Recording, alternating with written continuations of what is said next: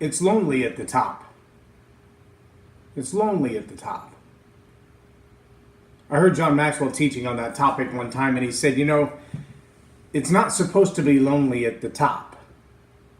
If it's lonely at the top of your leadership, you're doing it wrong.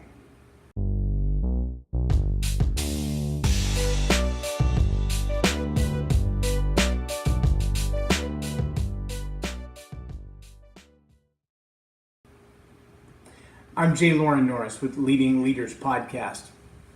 I think we've all experienced that season in life where we feel like everything that we have to accomplish, all of the hard driving goals that we have to reach, all of the little incremental accomplishments that we have to reach, we feel like as leaders we're doing it alone. We feel like there's really no one supporting us. There's no one coming alongside us to make sure the little menial tasks actually happen. We forget all the people who are not in the scope of visibility, who allow us to accomplish what we accomplish. See, it's really hard for high achievers, for extremely productive people to remember that they may be the ones in the limelight and in the spotlight. They may be the ones getting noticed for the hard work. They might even be the ones that are not the face of the organization, but they're the ones grinding away every single day. And as leaders, we forget sometimes there are a whole lot of people who made that possible. A whole lot of people that we might even consider in a judgmental way to be the little people in our life.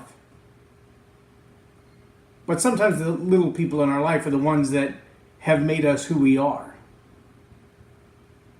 I think I've told the story before of walking through a large store that has a lot of hunting gear, and there was a big, beautiful painting on the wall of a little boy sitting on the end of the fishing pier with his dad, and their truck is in the background, and it was a really cool Norman Rockwell kind of a look. Really cool painting.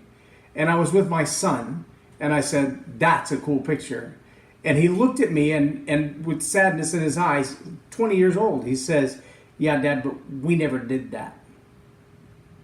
And that was crushing to my heart, because I've worked so hard to try to keep the finances where they need to be for our family to live the life that they want to live, to be in business for myself so I can spend time with my family, to make sure that they were homeschooled, to make sure they had every opportunity in life.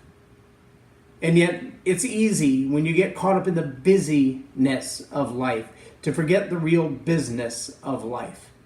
Yes, it's nice to have your own company, to have your own business, to have control of your own schedule, to do what you want to, when you want to, with who you want to. That's a great definition of a success. But if the who that you want to do life with, it doesn't include the people that are the closest to you, the ones who've sacrificed the most for you, the ones who've gone without, the ones who've been there through thick and thin because they didn't have a choice, they didn't have anywhere else to go.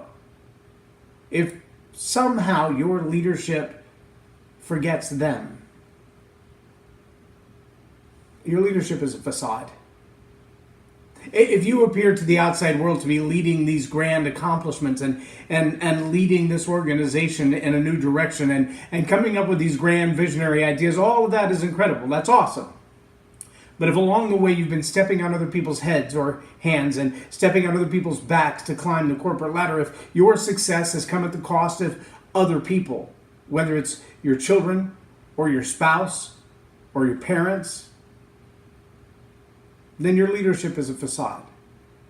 See, in order to be a great leader of any sized organization, you've got to start with yourself.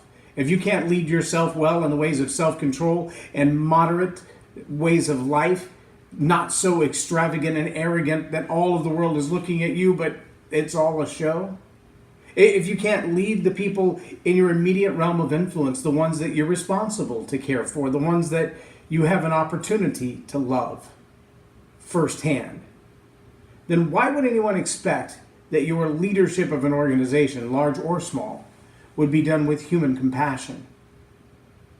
You've got to begin to lead right here with you, and the next to lead at home in your family and your immediate realm of influence, and then expand your influence if you want your leadership to be genuine. If you find yourself at the top leading and it's lonely, you're doing it wrong. We just celebrated Mother's Day. Father's Day is coming up. Will you honor those who have made life possible for you? Those who have invested in you sacrificially? Or will you take all the credit for your own success? I'm J Loren Norris for Leading Leaders Podcast on Tell It Like It Is TV. Have a blessed day.